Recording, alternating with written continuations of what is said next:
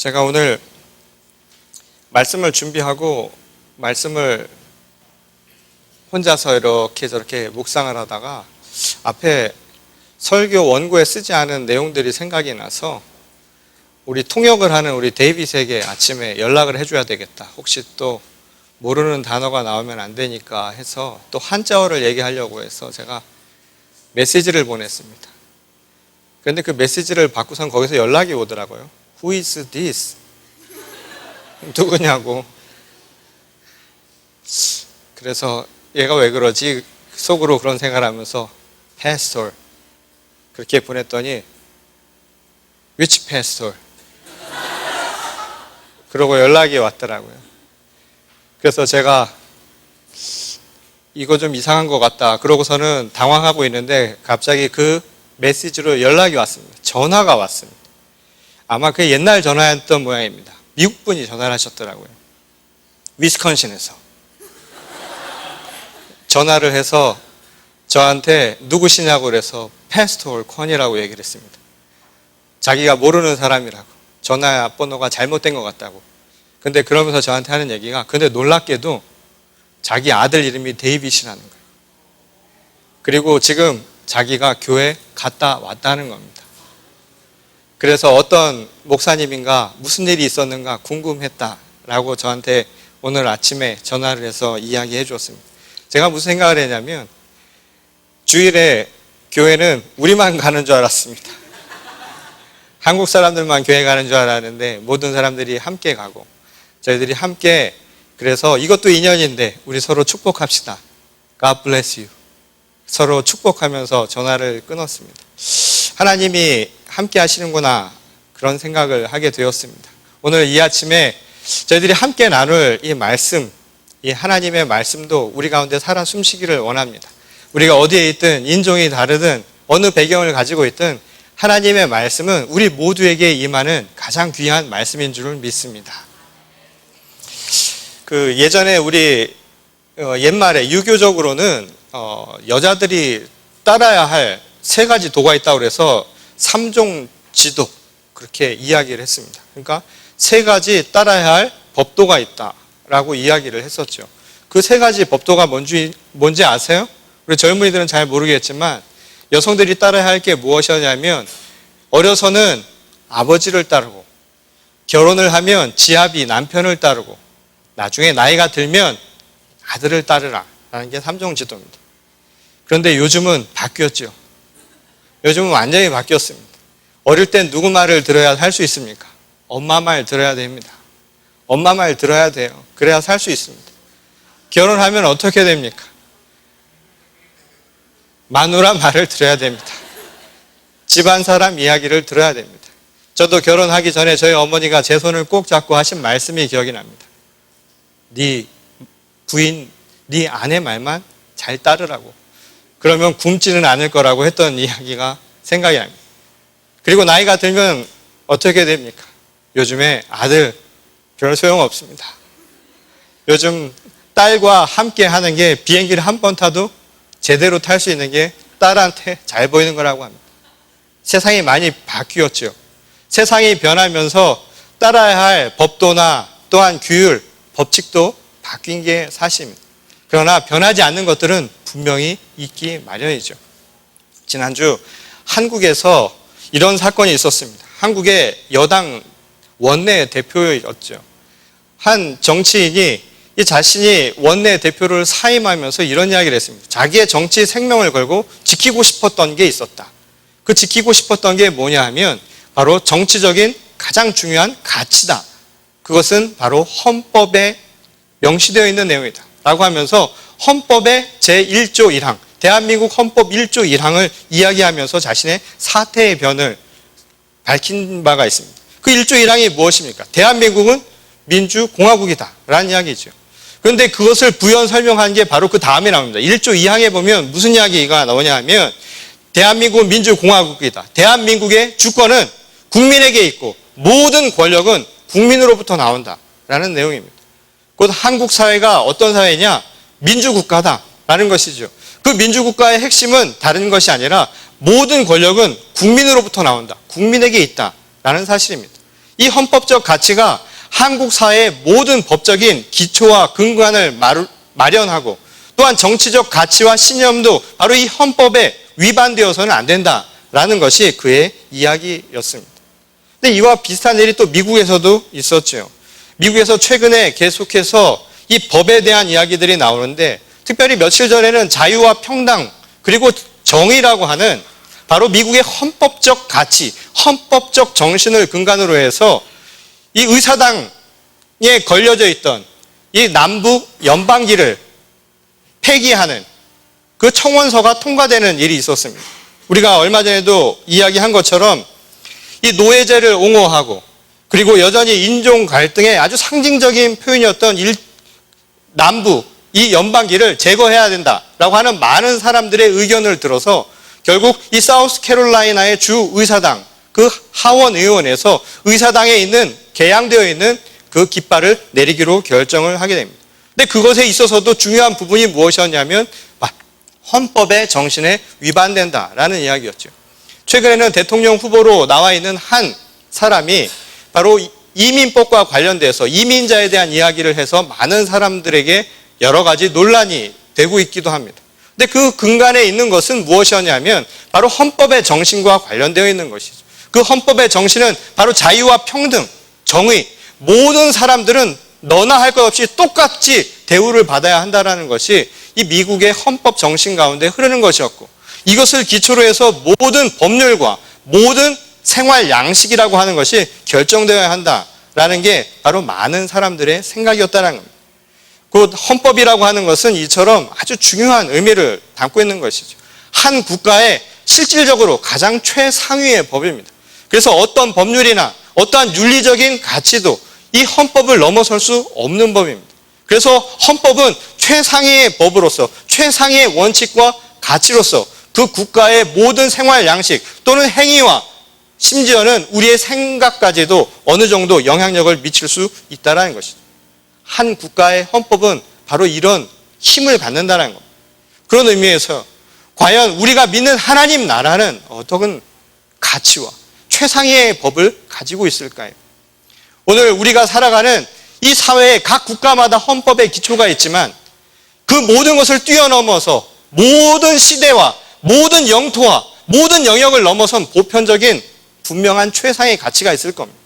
그것은 곧 만유를 주재하시고 만유를 창조하신 하나님의 말씀이 곧 최상위의 법칙이라고 이야기할 수 있다는 것이죠. 오늘 우리를 만드신 하나님의 말씀 그리고 이 땅을 흐르는 그 모든 일들이 곧 하나님의 말씀에서 한 가지도 어긋남이 없어야 한다는 겁니다. 하나님의 말씀 안에서 모든 국가와 모든 사회, 모든 시대를 뛰어넘어서 모든 율법이나 모든 종교적 신념 그것도 하나님의 말씀 하에서만 영향력을 끼칠 수 있다는 겁니다. 이것이 바로 우리의 믿음이라는 것이죠.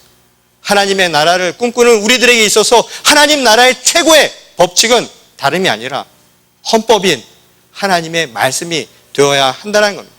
오늘 우리가 읽은 이 본문 말씀은 바로 이 상황을 우리에게 이야기를 해줍니다. 우리가 지켜야 할, 우리가 신념으로 따라가야 할 최상의 하나님 나라의 법칙이 과연 무엇인가 라고 하는 것을 분명하게 이야기를 해주고 있죠. 오늘 본문 말씀은 왕위에 오른 이 다윗이 그가 왕위에 올라서 처음으로 행한 일 가운데 하나를 우리에게 알려주는 대목입니다. 이미 왕권을 어느 정도 장악을 하고 그리고 천도를 해서 예루살렘의 도시를 완공한 뒤에 그가 행한 일은 무엇이었냐면 바로 하나님의 말씀, 언약궤를 가져오는 거였습니다. 그것은 그에게 굉장히 중요한 것이었죠. 그는 곧 하나님의 기름 부음 받은 자 아닙니까? 그래서 하나님과 함께 하는 것, 그것이 그에게는 개인적인 신앙의 가장 중요한 부분이었을 겁니다. 나아가서 정치적으로는 그가 왕의 정당성, 한 왕국의 중요한 기초를 다지기 위해서 하나님의 말씀이 있다는 것은 매우 중요한 것이었죠. 하나님 나라, 곧 하나님 백성이었던 유대인들에게 하나님의 말씀 상징적인 언약궤라고 하는 것은 매우 중요한 의미를 갖고 있었던 것이었습니다. 그래서 그는 하나님의 말씀을 담고 있는 언약궤, 그 궤를 가져오기로 결정합니다. 오늘 본문 말씀 바로 앞절에 보면 그가 얼마나 그것을 중요하게 여겼는가. 그 궤를 하나 가지러 가는데 자그마치 군사 3만을 이끌고 갔다라고 그렇게 기록되어 있습니다. 3만이라고 하는 대군을 이끌고 그 말씀이 있는 아비나답의 집으로 향해 가게 된 것이죠. 이 하나님의 말씀을 담은 이 언약궤는 그때까지 이 아비나답이라고 하는 사람의 집에 70여 년간 보관이 되어 있었습니다. 이 아비나답이 누구인가라고 하는 것에 대해서 성경은 정확하게 이야기해 주지 않습니다. 다만 우리가 추측할 수 있는 것은 당시 유대의 규례에 의하면 이러한 궤를 보관할 수 있는 것은 아마도 그가 제사장 가문, 곧 레위인이 아니었을까, 이런 추측만 할 수 있을 거라는 겁니다. 어쨌든 소중한 궤를 찾기 위해서 그는 3만이란 대군을 이끌고 이 아비나답의 집에 이르게 되죠. 그가 그 궤를 보았습니다. 다윗이 그 궤를 보았을 때 어떤 생각이 들었을까요? 아마도 너무 소중해서 한 달음이라도 그것을 달려가가지고 그것을 끌어안고 그냥 집으로 돌아왔으면 좋겠다. 아마 이런 생각을 했을지도 모릅니다. 그런데 그게 당시 유대의 규례에 어긋나는 일이었죠. 당시 유대 율법에 의하면 그 궤는 아무나 만지고 또 아무나 움직일 수 있는 것이 아니었습니다. 그 운반을 하는데도 법에 규정이 있었다 이 말인 거죠. 그 규정은 아무나 행하는 것이 아니라 오직 레위인들만이 그것을 운반할 수 있다라는 법적 조항이 있었다라는 겁니다. 그래서 결국 오늘 본문에 나와 있는 것처럼 아비나답의 두 아들이 그 궤를 소가 끄는 수레에 싣고 그리고 그 앞뒤에 서서 일종의 행렬을 벌이는 대목이 오늘 본문 말씀에 기록되어 있습니다. 그런데 이 행렬이 갑자기 나곤이라고 하는 사람의 이 타작마당, 그 사람의 집 앞을 지나가는데 갑자기 일이 벌어지게 된 겁니다. 이 궤를 이 소가 끄는 수레에다가 담아놨는데 그 사람의 마당을 지나가는데 갑자기 소가 발작을 해서 움직이기 시작을 한 거죠. 뛰기 시작을 한 겁니다. 소가 뛰기 시작을 하니까 어떻게 되겠습니까? 수레가 움직이겠죠. 수레가 움직이면 그 안에 담겨져 있는 그가 그토록 소중하게 여기는 하나님의 말씀, 곧 언약궤가 어떻게 됩니까? 떨어질 수 있는 상황이 벌어지게 된 것입니다. 그래서 결국 그 앞에 있었던 우사가 손을 내밀어서 그 궤를 꼭 붙들죠. 그것을 지키기 위해서 아마도 그는 손을 내밀어서 무의식적이든 또는 의식적이든 그것을 붙들었을 겁니다. 그런데 오늘 본 말씀은 정말 이해하기 어려운 상황이 바로 그 다음에 나옵니다. 하나님이 오늘 이 우사가 떨어지려는 궤를 붙잡은 그 순간에 하나님이 진노하셨습니다. 그리고 진노하셔서 그를 치셨습니다. 죽였다 이 말입니다. 그를 형벌에 취했다. 곧 하나님이 심판하셨다라는 이야기가 기록되어 있다는 겁니다. 이해하기 어려운 대목이죠. 얼마나 빠른 반사신경입니까? 그 운동신경을 오히려 칭찬하지 않았을까요? 놀랍구나 너의 그 운동신경. 그 반사 능력이 대단하도다. 지켜냈구나 라고 칭찬을 받을 만할 것 같은데 오히려 하나님은 진노하셨습니다. 그리고 진노하신 것만이 아니라 그를 치셨다 라고 기록이 되어 있습니다. 이게 무슨 이유일까요? 그 이유에 대해서 역대상 15장 13절에서 15절 말씀을 보면 다윗이 그 이유에 대해서 이야기를 해놓는 대목이 있습니다. 이 실상 이 사건으로 인해서 나곤의 이 타작마당 앞을 지나가는 이 사건 때문에 결국 그 3만 명이라는 대군을 이끌고도 궤를 가져오지 못합니다. 그리고 나서 이 역대상 말씀에 보면 다시 그 궤를 가지러 가기 위해서 회의를 하는 내용이 나옵니다. 그때 다윗이 그의 사람들에게 이렇게 이야기를 합니다. 지난번에는 여러분이 매지 않아서 우리가 가져올 수 없었습니다. 그것 때문에 하나님께서 우리를 치셨습니다. 우리가 규례대로 행하지 않았기 때문에 모든 것이 문제가 되었던 겁니다. 라고 이야기를 하는 거예요. 이게 무슨 말이냐? 율법에 따라서 이 언약궤를 매지 않아서 그 규례대로 행하지 않았기 때문에 하나님이 진노해서 그때 그를 치신 것이다. 그리고 우리가 그토록 원했던 언약궤를 가질 수 없었다. 라고 그렇게 말하고 있었다는 겁니다. 이건 또 무슨 뜻일까요? 도대체 왜 이 다윗의 요청을 받고서 그 궤를 나르려고 했던 아비나답의 두 아들 우사와 아히오가 그것을 나르려 했음에도 불구하고 왜 하나님은 진노하시고 무엇이 하나님의 율법에 어긋났기에 그토록 엄한 벌을 내리셨을까요? 근데 이 말씀은 우리에게 아주 흥미롭고 또 아주 중요한 이야기를 가르쳐주고 있습니다. 가장 근본적인 이야기를 우리에게 가르쳐주고 있다는 것이죠. 그 말씀을 알 수 있는 것이 바로 그 규례에 나와 있는 어깨에 맨다라는 행동입니다. 이 어깨에 매야만 된다. 이것이 규례고, 이 규례를 어긴 것 때문에 사람이 죽게 되었고 결국 언약궤를 가져오지 못했습니다. 어깨에 매는 게 과연 무엇이길래 그토록 하나님은 진노하셨을까요?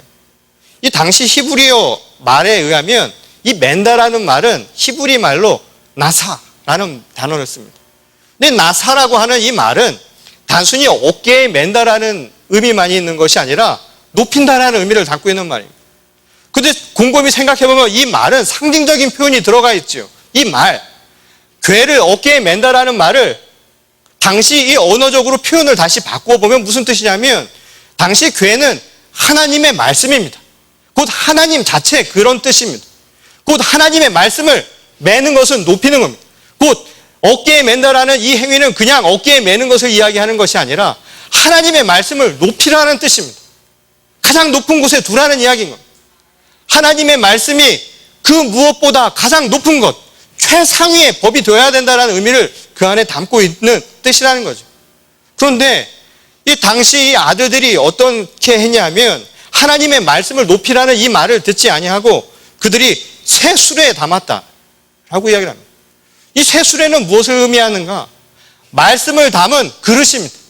다시 말해서 말씀이 아니라 말씀을 담고 있는 포장이다 이 말인 거죠. 말씀 자체가 아니라 내용이 아니라 중심이 아니라 바로 외적인 모습이라는 겁니다. 새 수레는 그런 의미에서 외면적인 모습을 보여주는 것이죠. 지금 이 아들들이 바라보지 못한 것은 단순히 규율을 어긴 것이 아닙니다. 지금 하나님은 외적인 모습, 그들이 어떻게 나르느냐를 보는 것이 아니라 그 나르는 행위 안에서도 바로 중심을 보고 계시다 이 말인 거죠. 그 중심은 무엇이었는가? 바로 하나님의 말씀을 가장 높이 두고 있느냐, 바로 그것을 보고 계셨다는 겁니다. 그런데 그들이 행한 행위는, 그들의 마음은 하나님의 말씀을 가장 높은 곳에 둔 것이 아니라 바깥에 외면적인 것, 형식적인 것에 포장하는데 더 신경을 쓰고 있었다 이 말인 겁니다. 여러분 신앙도 그렇지 않습니까? 여러분 신앙의 핵심은 하나님이 우리 가운데 살아계시고 하나님의 말씀이 중심입니다. 그런데 하나님의 말씀이 중심이 아니라 보여지는 것, 드러나는 것에만 관심을 쓰면 어떻게 되겠습니까?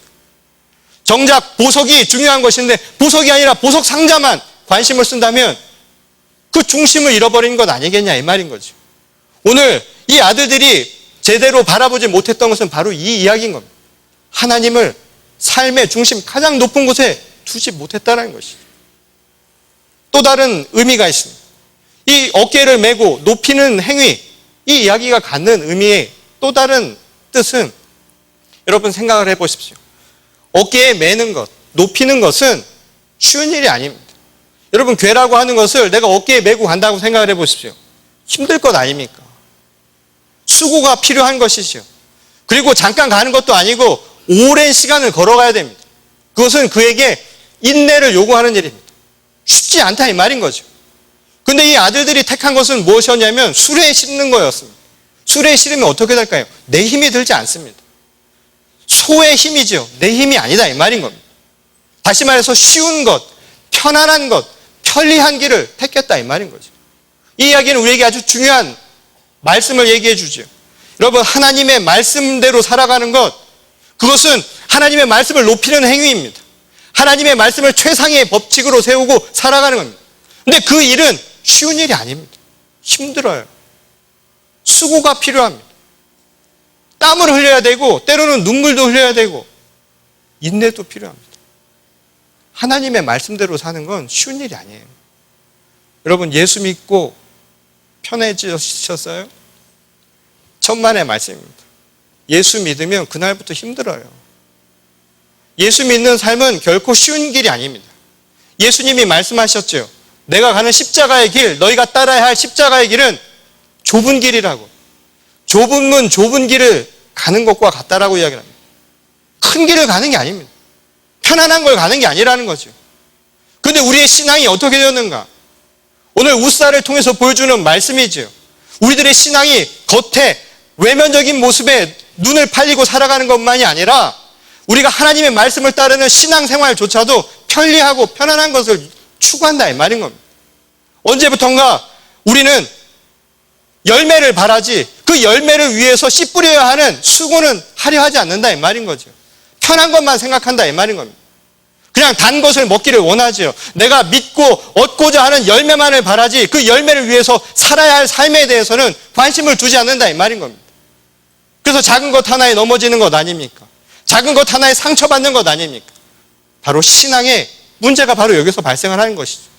여러분, 정치도 마찬가지입니다. 여러분, 민주주의라고 하는 것도 민주주의 자체가 열매가 아닙니다. 민주주의는 그 민주주의를 만들기 위해서 피땀을 흘리며 함께 만들어가는 과정이죠. 절차입니다. 함께 어떻게 타협하고 화해하는가, 이게 더 중요한 과정이라는 것입니다. 그것을 통해서 얻을 수 있는 것이 진정한 열매라는 거죠. 그러니 권리만을 주장해서도 안 되는 것이죠. 권리만 주장한다고 해서 되는 게 아닙니다. 의무도 반드시 행해야 되는 겁니다. 신앙의 길이 바로 그와 같다는 것이죠. 여러분, 사랑도 마찬가지죠. 여러분, 사랑도 그저 내가 소유하려고만 합니다. 그저 가지려고만 한다 이 말인 겁니다. 그리고 가져야 그것이 열매라고 생각하지 않습니다. 지금은 많이 바뀌었지만 한동안 멜로 드라마는요, 어디가 되면 끝나나요? 그냥 어떻게 만드는지 처음부터 한 26화를 만드는데 25회까지는 그냥 만날랑 말랑하는 그런 계속적인 사람을 애간장을 녹이는 과정들을 계속 보여주다가 마지막 서로를 확인하는 순간, 서로가 내 것이라는 것을 확인하는 순간 딱 끝나버리지 않습니다. 그래서 많은 사람들이 사랑도 결혼이 열매라고 생각하는데 천만의 말씀이죠. 여기 결혼하신 분들은 다 아는 내용입니다. 그게 끝이 아니라 시작이었다라는 것을, 드라마는 그때부터 다시 써야 된다.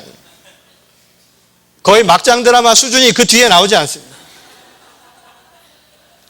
사랑은 소유하는 것이 아니라 만들어가는 과정이라는 거예요. 그것도 똑같은 겁니다. 성공도 마찬가지죠. 많은 사람들이 내가 어느 자리에 가고 내가 무엇을 얻으면 성공했다라고 생각을 한다 이 말입니다. 그게 열매라고 생각을 하지요. 아닙니다. 진짜 열매는 그것이 아니라 그걸 만들기 위해 살았던 그 과정인 거예요. 그 삶이 더 중요한 것이죠. 그 눈물과 그 피땀이 없이는 그 열매도 완전한 것이 될 수 없다는 겁니다. 그런 의미에서 소유가 중요한 것이 아닙니다. 오늘 우리가 살아가는 이 신앙도 마찬가지죠. 내가 신앙을 통해서 얻고자 하는 그 무언가, 그 열매 자체가 아니라 내가 천국 가는 그 길만이 아니라 그 길을 가기 위해서 내가 어떻게 살아가는가, 오늘 그것이 비록 땀을 흘리고 눈물을 흘리게 만들고 인내를 우리에게 필요로 할지라도 그것을 달게 가는 것, 이게 진정한 신앙의 열매라는 것을 우리에게 분명하게 얘기해 준다는 것이죠. 오늘 하나님이 진노하신 이유는 바로 이것이라는 겁니다. 이 단순히 괴를 어디에 두고 날랐냐, 이것이 하나님이 그를 치신 이유가 아니라 바로 그것을 통해서 보여준 그의 마음이었다는 겁니다. 하나님의 말씀을 그의 삶의 중심으로 두지 않고 최상의 가치에 두지 않은 것, 그리고 그것을 내가 달게 지고 함께 살아가려는 그 노력을 보이지 않은 것, 그것을 위해서 내가 오늘 함께 만들어 가려고 하지 않았던 바로 그의 삶의 모습, 이것이 바로 그를 이 죽음의 길로 가게 만들었다라는 것이죠. 근데 실제로 이 우사가 말이죠, 오늘 소가 움직이면서 괴가 떨어지려고 하자 우사가 손을 벌려서 언약궤를 붙들었다라는 대목이 나옵니다. 근데 이 붙들었다라고 하는 이 대목도 참 재밌습니다. 이 붙잡다라고 하는 의미가 단순히 붙잡은 게 아니라 이 히브리어 말로는 내 것으로 만들었다라는 의미입니다. 소유했다라는 의미입니다. 곧 우사가 행하려고 했던 것은 무엇이냐? 하나님의 말씀을 모든 것의 기준으로 삼고 모든 것의 가치로 삼은 것이 아니라 모든 것을 자기 것으로 만들려 했다는 겁니다. 심지어는 하나님의 말씀도 자기 것으로 만들려 했다 이 말인 거죠. 우리가 신앙생활을 하면서 그런 일들을 얼마나 많이 합니까? 내 편한 대로 하나님 말씀 해석하지 않습니까?